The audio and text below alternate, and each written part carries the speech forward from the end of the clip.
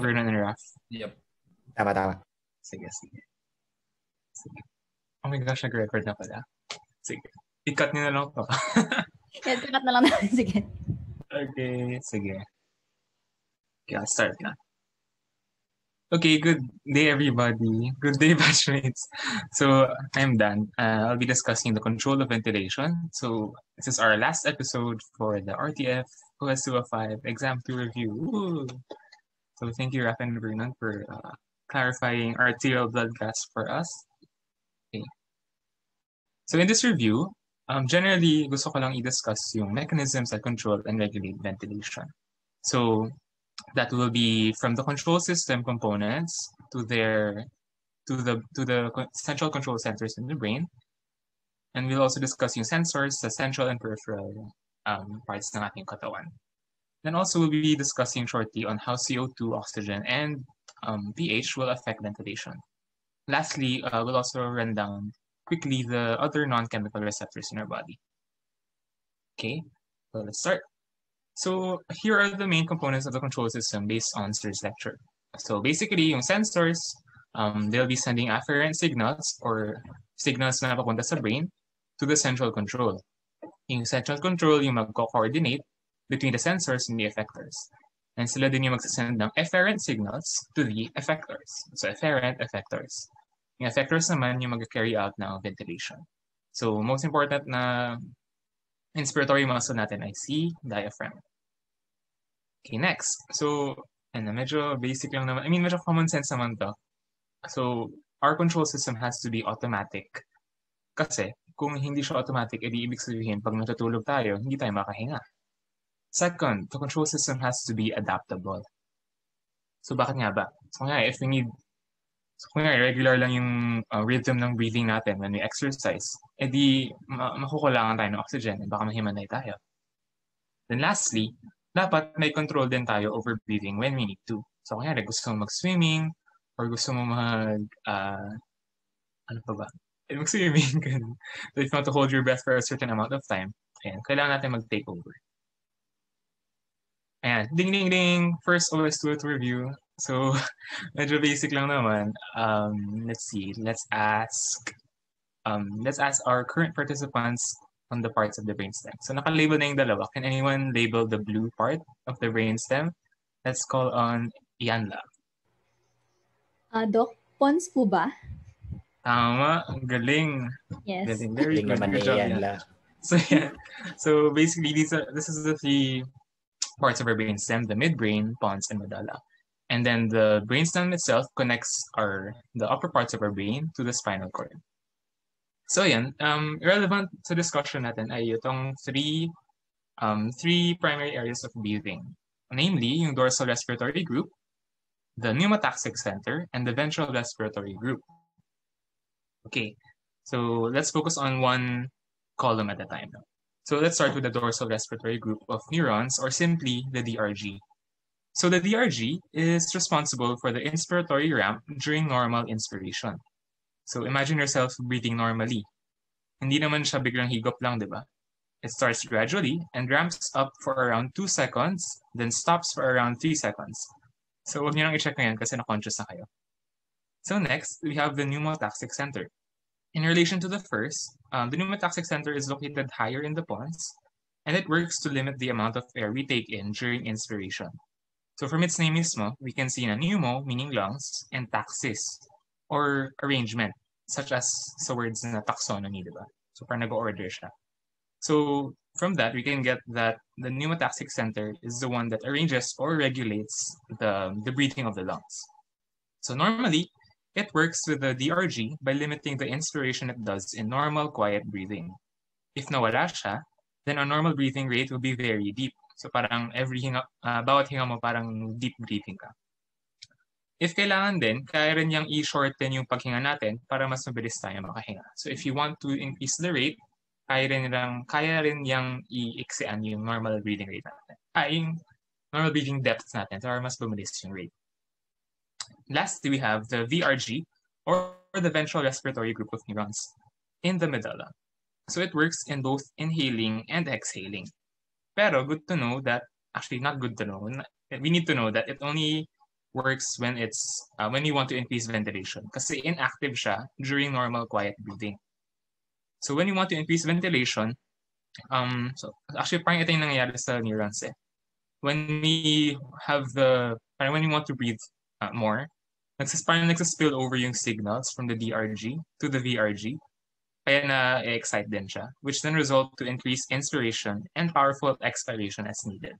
So nilagay ko lang yung specific locations nila sa brain, but I don't think kailangan naman memorize yung tractus solitarius, whatever. So anyway, also let's not forget that hindi lang naman yung brainstem in charge. As we mentioned a while ago, we have volitional control of our breathing. So aside from these, it's good to note that our higher cortical centers are also able to control our respiration. So this includes the cerebral cortex, kung gusto nating mag-breathe deeply before we go underwater, and also includes our limbic system. So kung kinakabahan tayo or kung very excited tayo, nag-hyperventilate din tayo. Okay, so that's it for our central control system. Next, let's go to our sensors, and mainly itong chemoreceptors. Actually, yung sensors, madidivide ba siya into chemoreceptors and the other receptors later on, but for now, we'll be discussing the chemoreceptors. So, the chemoreceptors itself can be divided into two. First, we have the central chemoreceptors located in the chemosensitive area in the ventral medulla. So, ito yung image from Guyton, pero mukhang mali yung original na label niya based sa description na ventral medulla siya. So, hindi naman binanggit din ni Sir, pero good to note na lang na baka mali yung inilabel ni Guyton. So, I corrected it in this image.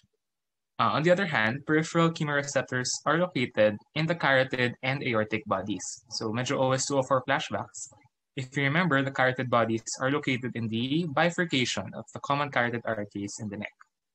The aortic body is in the aortic arch, so based on the name itself. Nice to know na lang din that the carotid body is innervated by cranial nerve 9, while the aortic body is innervated by cranial nerve 10 naman. I don't think relevant naman siya, but good to know. Okay, so let's continue our discussion lang on the both of them. So to differentiate the two, sinide by side ko sila. Central receptors directly respond to hydrogen ions. Pero indirectly din siyang ina-affect ng carbon dioxide sa blood. Don't worry, we'll be discussing more on that later. But for now, keep in mind that hydrogen ions yung nag-stimulate the central chemoreceptors. On the other hand, peripheral receptors respond to arterial oxygen levels. So arterial O2 ang dinedetect niya. However, they also respond to carbon dioxide and hydrogen ions, pero mas sakop ni central chemoreceptor yun. So less effect ng carbon dioxide and hydrogen to the peripheral receptors. Okay. Ding ding ding, next OS2 to review. Sorry, since we're having OS2 to review, I wanted to concretize the concepts beforehand, before we add new concepts into it. So, ayan, there are two concepts here in this slide. So the first is, if you can remember, there's this fluid that circulates around our brain and spinal cord. It's located in the ventricular system. So yun yung naka-label dyan sa left side of the slide. So that's called our CSF, or cerebrospinal fluid. It serves to both protect and nourish our brain tissues. So another concept I'd like to review is the BBB, or the blood-brain barrier. So yung special sa kanya is super selective. Kaya kung may mga harmful substances na makapasok sa blood, our brain is protected by the BBB. Ayan. So going back to kaya ko siya diniscuss kasi medyo relevant siya on how CO2 affects the central chemoreceptors. Ayan. So let's focus on the upper part of the slide first. Binlock out ko muna yung lower one. So when blood CO2 rises, madaling makapasok yung carbon dioxide into our CSF. So very permeable siya sa BBB. So let's put our chemistry hats on for this one. Okay, so bear with me lang, may konting chemistry here. So carbon dioxide combines with the water in our CSF to produce carbonic acid, kagaya ng nabanggit ni Vernon a while ago. So this reaction will dissociate and produce hydrogen ions in our CSF. Okay. Hydrogen ions are then detected by the receptors to increase ventilation. Kaya indirect lang yung effect ng CO2 kasi yung hydrogen ions talaga yung dinedetect niya. Okay. Moving on. However, note that the initial potent effect of carbon dioxide will plateau eventually. So, bakit? So, ibig sabihin, may ibang mechanisms na tumutulong para hindi lang yung respiration or respiratory system lang yung sumasalo ng increased CO2, di ba? So, ayan, let's divert our attention away from the brain and CSF for now. So, let's look at what happens when blood CO2 rises again. So, when blood CO2 rises, syempre, kung tumaas yung hydrogen ions sa CSF, tataas din ang hydrogen ions sa blood. Kasi nandun nga yung CO2, di ba? So, the kidney, as we'll learn, I'm assuming in OS 206, is the main parang filter of our blood. And taga-adjust din siya ng components inside the blood. So, ang nangyayari ang ginagawa ni kidney, na-detect niya yung high hydrogen ions in our blood. Tapos, to balance this out, nag-release siya ng bicarbonate into our blood. So, bicarbonate then slowly diffuses through the BBB over time. So, hindi siya kasing as permeable as carbon dioxide. Kaya, over hours to days pa yung effect niya. In the end, less na yung effect ng CO2 kasi the bicarbonate will combine with the hydrogen ions in the CSF and then magiging ano na lang siya. So pamawala na yung free hydrogen ions in the CSF, which are the ones that are triggering the central chemoreceptors. Okay, so ayan, medyo heavy yung slide, no? But so feel free to pause and absorb kung kailangan nyo, or you can even repeat the explanation. But basically, I just listed down the steps here para lang mas masunod natin yung physiology of it. Okay, moving on from that very toxic slide, here we have a graph showing the changes in ventilation dyan sa y-axis across changes in the amount of CO2 or pH in our blood sa x-axis. So simply put, this graph just wants to show that the partial pressure of carbon dioxide in our blood, or basically it's just a fancy term for how much carbon dioxide we have in our blood, apparently has a huge effect on our ventilation. So we can see here that higher PCO2 has its greatest effect on increasing ventilation from 35 to 75 mmHg. So yun yung naka-highlight na part dyan sa graph. No? As we can see, very steep yung increase ng alveolar ventilation as PCO2 increases. Nice to know, and also nabanggit ni Vernon a while ago, and graph. The normal amount of PCO2 in the blood is 35 to 45 mmHg. In contrast naman, we can look at the pH graph marked in green. A decrease in pH, or an increase in H plus ions in the blood has a much less effect. Sabi ni Guyton, I think, parang 1/10 lang siya ng effect ni CO2. For reference again, and for recall on the previous lecture, diba we have normal blood pH at 7.35 to 7.45. So ayun, you may be wondering, bakit hindi malaki yung effect ng H plus sa blood? Di ba nga H plus yung dinedetect ng central chemoreceptors? Tama, you'd be correct. However, you also have to note that unlike CO2, hydrogen ions are not readily permeable across the blood-brain barrier. Kaya indirect lang yung effect ni CO2 and indirectly malakas yung effect. Okay, and so moving on from the central chemoreceptors, let's move on to our peripheral receptors. So if you remember earlier, we established that peripheral receptors respond to changes in arterial oxygen. So si central chemoreceptors, hydrogen ions, si peripheral receptors naman, oxygen sa arterial blood. Okay, here we have another graph showing the changes in activation of the carotid body dyan sa y-axis over the changes in arterial oxygen dyan sa x-axis. So this graph just wants to show that as the partial pressure of oxygen in the arterial blood decreases, so medyo weird yung graph kasi from right to left siya. But yeah, follow that na lang from right to left. So as it decreases from right to left, the carotid body is stimulated and sends the necessary signals to the medulla. So basically, kung na-detect ng carotid bodies and aortic bodies na nauubusan ka na ng oxygen, magsasend siya ng signal sa medulla to increase your respiration. The carotid bodies are most sensitive when blood oxygen falls to the range of 60 to 30 mmHg.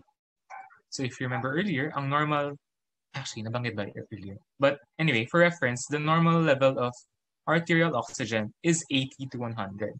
So it makes sense if your arterial oxygen falls to around 60 to 30, which is way below the normal, edi kailangan nang mag-send ng signal ng carotid bodies mo to your medulla and your respiratory center to breathe faster or breathe more. Diba? Okay. And so to summarize everything that we've discussed, which is a lot, so hopefully you're still okay and with me. So to summarize what we've learned so far about peripheral and central chemoreceptors, review muna tayo. Okay. Can anyone tell me if what will increase ventilation? Higher CO2 or lower CO2? Let's ask Vernon. Are you there, Vernon? Yo, ano meron? Which, alin yung mag-increase ng ventilation? Higher CO2 or lower CO2? Increase ventilation, gusto mo pababain yung carbon dioxide. So, increased CO2. Okay, correct. Sige. Okay, let's move on to the O2 naman. What will increase ventilation? Lower O2 or higher O2? Let's ask Kagay. Low pa. Lower pa. Low. Yan, okay. Sige. Lower. We'll check your answers later. Okay, last, let's check. What will increase ventilation? Lower pH or higher pH? Let's ask Raf.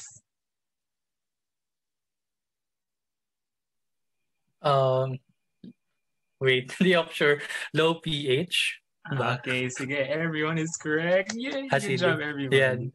Yes, tama. Okay. So good job, everyone. Yes, tama kayo. Basically, this slide will sums up the factors that increase ventilation. Okay. So, yan na. Medyo last part na tayo of this specific episode. So let's now talk about the other receptors found in our body na hindi lang sa chemicals nag-respond. So we have our receptors in our lungs, or the pulmonary receptors, and the receptors in the other parts of our body. Yeah. So we have, first let's start with the pulmonary receptors. It can be further divided into myelinated or unmyelinated. So we'll be starting with myelinated first. So yung myelinated, we have our stretch receptors and our irritant receptors. For the stretch receptors, based on the name, it triggers a reflex based on the amount of inflation of our lungs. So basically, ito yung Herring-Brewer reflex, which sounds complicated, but it's actually a very common sense mechanism. Basically, ang ginagawa lang reflex ay, if we breathe more air in, then we have to breathe more air out. Or else, lolobo lang ng lolobo yung lungs natin, di ba? So that's basically what the Herring-Brewer reflex is. Next is we have the irritant receptors. So the irritant receptors, of course, based on the name again, responds more on the things that will irritate our airways. So that will include substances that release histamine, or if we hyperinflate our lungs, parang nasasobrahan din yung na-irritate din yung lungs natin. It's more rapid acting in a sense na mas pabigla yung response niya. So if you can see sa lower part ng column, its response is to cough or sneeze, or even bronchoconstrict or hyperpnea. Yeah. So next, continuing our discussion on pulmonary receptors, unmyelinated naman. Both of them are located along our alveolar walls near our blood vessels. So yung J receptors, mas focus sila on the pulmonary circulation, so the ones that come from the pulmonary artery, while the C fibers are located more in the bronchial circulation, or the ones that coming from the bronchial artery that supplies our lungs, our lung tissues. So according to Ganong, both of them respond to irritating substances or hyperinflation. So similar siya dun sa irritant receptors kanina. To produce the protective responses listed on the lower parts of the columns.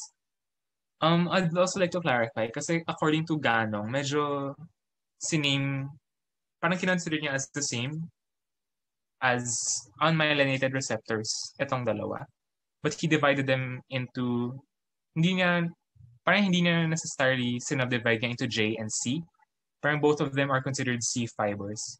Pero yung subdivision niya ay pulmonary and bronchial, which is similar naman to this one, to what Sir discussed.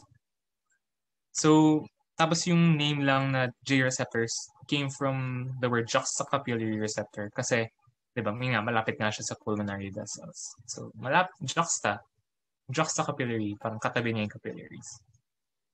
Okay, so lastly, last slide na. Here are the receptors located in our body.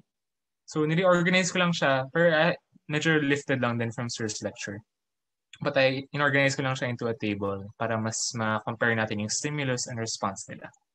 So, medyo straight to the point naman siya. Receptors in the upper airway respond to mechanical or chemical stimuli to induce a sneeze, cough, or laryngospasm. So, parang, if may particle na nakapasok sa airway natin, gusto natin ilabas kaagad. Next, we have the joint and muscle receptors. Sila naman nagde-detect ng movement. So, if increased yung movement, nag-respond, parang nag-affect siya into a increasing ventilation. So parang yan, if we exercise, nagtutulong din yung joint and muscle receptors to increase our ventilation, to send signals to increase ventilation.